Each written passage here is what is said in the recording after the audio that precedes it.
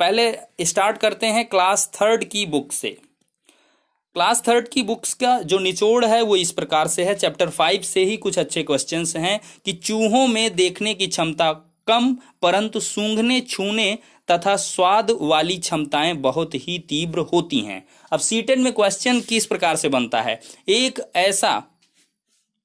ऐसा जानवर है जो देखने की क्षमता कम रखता है परंतु सूंघने छूने और स्वाद वाली क्षमताएं बहुत अधिक रखता है, तो वो कौन है?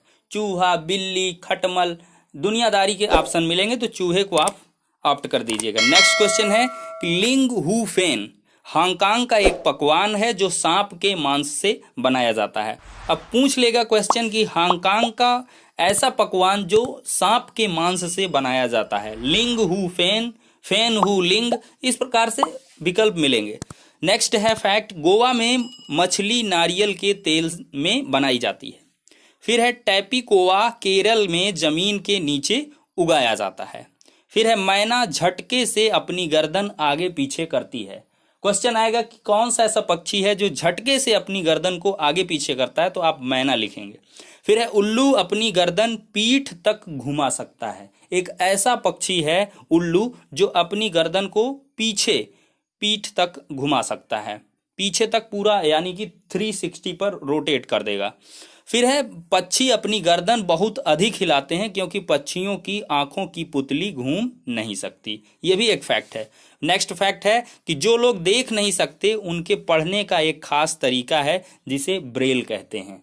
अंधे लोग किस तरीके से पढ़ाई करते हैं, तो ब्रेल लिपि के माध्यम से करते हैं। अक्सर सीटेट में ये क्वेश्चन बनता है। फिर है ब्रेल एक मोटे कागज पर एक नुकीले औजार से बिंदु बनाकर लिखा जाता है। ब्रेल कागज पर हाथ फेर कर पढ़ा जाता है कि उस पर क्या लिखा है। देखिए, लुई ब्रेल फ्रांस देश का रहने वाला था। उसने ब्रेल लिपि की खोज की थी। ब्रेल 6 बिंदुओं पर आधारित होती है। क्वेश्चन बनता है कि लुई ब्रेल कहाँ के निवासी थे, ब्रेल लिपि की खोजकर्ता कौन थे, या ब्रेल लिपि ने कितने बिंदुओं को शामिल किया जाता है, कितने बिंदुओं पर आधारित है। 3 क्वेश्चन यहाँ से बन सकते हैं। फिर नेक्स्ट फैक्ट है चैप्टर 18 से, असम में बहुत बारिश के चलते घर जमीन से 10 से 12 फुट ऊंचे बने होते हैं। इन्हें बांस के खंभों पर बनाते हैं।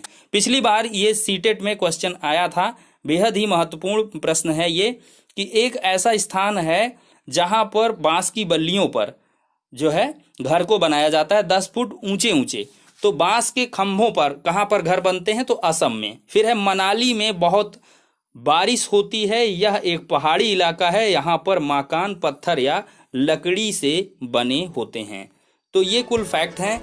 नेक्स्ट फैक्ट देखते हैं कि राजस्थान में, थोड़ा सा जूम आउट करते हैं, राजस्थान में बारिश बहुत कम होती है। फिर नेक्स्ट फैक्ट है कि राजस्थान के लोग मिट्टी के घरों में रहते हैं। इनमें दीवार मोटी होती है। मिट्टी से लीप पोत कर सुंदर बनाया जाता है। फिर है घरों की छतें कटीली झाड़ियों की बनी होती हैं। फिर नेक्स्ट फैक्ट है कि जम्मू कश्मीर में चाय को कहवा बोलते हैं। पूछ लेगा कि जम्मू कश्मीर में चाय को क्या बोलते हैं या चाय को कहवा कहाँ पर बोलते हैं, तो आपको 4 विकल्प बनेंगे। सिंपल से क्वेश्चन ईवीएस में बनते हैं। फिर है इसमें इलायची और बादाम आदि डाले जाते हैं। तो देखिए, जो थर्ड क्वेश्चन का है निचोड़ वो इतना ही है। एनसीईआरटी अगर आप पूरी खंगालेंगे तो बस इतना ही फैक्ट मिलेगा, इससे ज़्यादा नहीं मिल पाएगा। अब फोर्थ क्वेश्चन, जो स्टैंडर्ड के क्वेश्चन हैं उनको देख लेते हैं। चैप्टर फर्स्ट में देखते हैं, वल्लम एक लकड़ी से बनी छोटी नाव को कहते हैं। यह केरल में चलती है।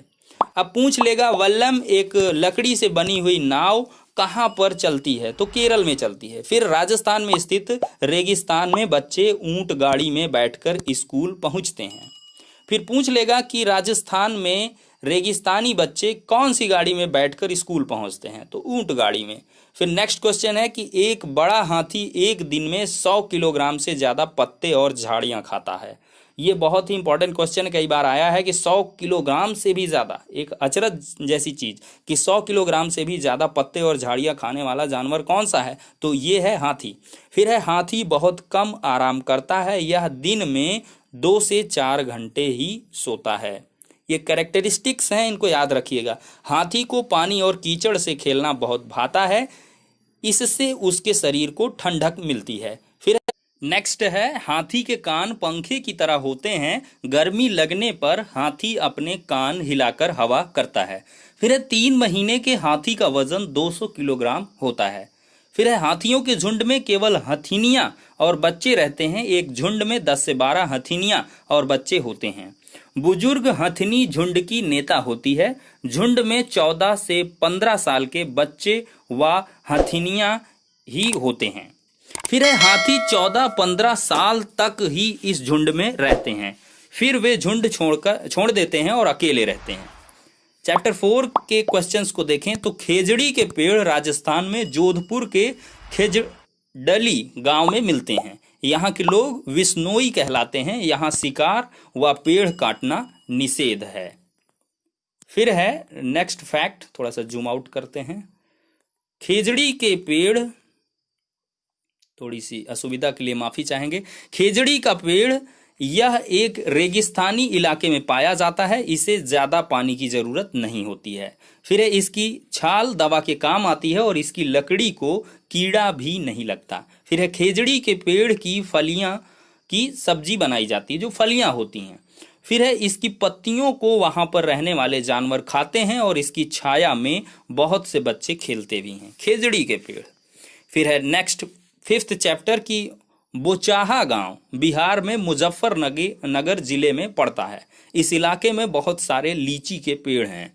लीची के फूल मधुमक्खियों को लुभाते हैं, ये फरवरी माह में खिलते हैं। एक कहानी टाइप बनाता है सीटेट कि मधुमक्खियों को लुभाते हैं, फरवरी में खिलते हैं, वो कौन से फूल हैं? तो लीची के फूल हैं। फिर अक्टूबर से दिसंबर तक का समय मधुमक्खियों के अंडे देने का होता है, अतः यह समय मधुमक्खियों के पालन के लिए उचित समय है। फिर है, मधुमक्खियां एक समूह में कार्य करती हैं। हर छत्ते में एक रानी मक्खी होती है जो अंडे देती है। छत्ते में कुछ नर मक्खी भी होती हैं। छत्ते में बहुत सारे काम करने वाले मक्खियां भी होती हैं। ये दिन भर काम करती हैं, शहद के लिए फूलों का रस ढूंढती हैं। जब किसी मक्खी को रस मिल जाता है तो वह एक तरह का नाच करती है, उससे दूसरी मक्खी को पता चल जाता है कि रस कहाँ है। वे रस से शहद बनाती हैं और छत्ता बनाना, बच्चों को पालना भी होता है। ये ना हो तो ना छत्ता बने और ना ही शहद बने। अब देखिए कुछ और क्वेश्चंस हैं, कुछ और फैक्ट हैं, उन पर नजर दौड़ाते हैं। फिर है, शहद के बिना छत्ते की सारी मधुमक्खियां भूखी ही रह जाती हैं। नर मक्खी छत्ते के लिए कुछ खास काम नहीं करती। फिर है, सभी चींटियों का काम भी बढ़ जाता है। रानी चींटियां अंडे देती हैं और सिपाही चींटियां बिल का ध्यान रखती हैं और मजदूर चींटियां बिल तक भोजन ढूंढकर लाती हैं। फिर है, दीमक और ततैये भी इसी तरह समूह में कार्य करते हैं। फिर है, गांधीधाम अहमदाबाद में और वलसाड़ गुजरात में है और कोझिकोड केरल में है। फिर है, मडगांव गोवा राज्य में स्थित है। फिर है, गोवा से केरल तक के रेल के रास्ते में 92 सुरंग और 2000 पुल हैं। फिर है, मलयालम में माँ की बड़ी बहन को वलिम्मा और नानी को अमुम्मा कहते हैं। अम्मुमा थोड़ा सा डिफिकल्ट टाइप का है, लेकिन याद करिए क्या मतलब है, क्वेश्चन में टिक करिए, आगे बढ़िए। मलयालम में माँ की बड़ी बहन को क्या बोलते हैं? वलियम्मा, क्वेश्चन आ जाएगा। नानी को अम्मुमा। फिर है, केरल के कई भागों में एक जगह से दूसरी जगह जाने के लिए फेरी और अन्य तरह की नावों का इस्तेमाल होता है। तो देखिए कुल मिलाकर अब वीडियो सेशन लंबा जाएगा, 10 मिनट से ज़्यादा होगा तो आपको इरिटेशन होगी। कुल मिलाकर 3rd स्टैंडर्ड और 4th स्टैंडर्ड के जो भी क्वेश्चंस हैं एनसीईआरटी के, एक निचोड़ कह लें, उसको यहाँ पर परोसा गया है। आशा है वीडियो पसंद आया होगा, मेहनत अच्छी लगी होगी। अगर पसंद आया हो, मेहनत अच्छी लगी हो तो वीडियो को शेयर कर दीजिएगा, लाइक कर दीजिएगा, कमेंट भी कर दीजिएगा और इसके बाद चैनल पर नए हैं तो सब्सक्राइब कर लीजिएगा। नोटिफिकेशन पाने के लिए बेल आइकन को भी दबा दीजिएगा। ठीक है, बहुत बहुत धन्यवाद आपको इस वीडियो को देखने के लिए। नेक्स्ट वीडियो में मिलते हैं, तब तक के लिए शुक्रिया।